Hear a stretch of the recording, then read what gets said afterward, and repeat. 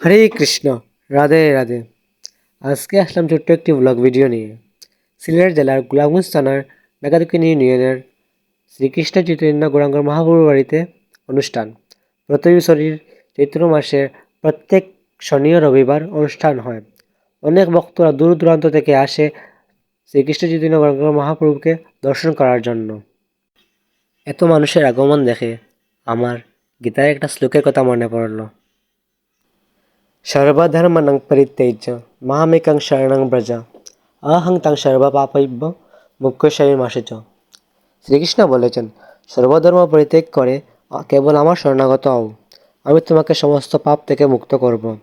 তুমি সুখ করো না। আমার এই শ্লোকে যদি কোনো ভুল ত্রুটি থাকে তাহলে আপনারা সবাই আমাকে ক্ষমা সুন্দর দৃষ্টিতে দেখবেন, কারণ আমি কোনো পাঠক নই, আমি আপনাদের মতো একজন সাধারণ মানুষ। এত মানুষের আগমন দেখে আমি নিজেই মনোমুগ্ধকর, কারণ এরকম মানুষের আগমন দেখতে ভাগ্য লাগে। এই ছিল আমার ছোট্ট প্রচেষ্টা। জানি না কার কাছে কেমন লাগছে। সব ভক্তদের উদ্দেশ্যে একটা কথা বলি, সময় থাকলে চলে আইসেন শ্রীকৃষ্ণ চৈতন্য গৌরাঙ্গ মহাপ্রভুর বাড়িতে। রাধে রাধে।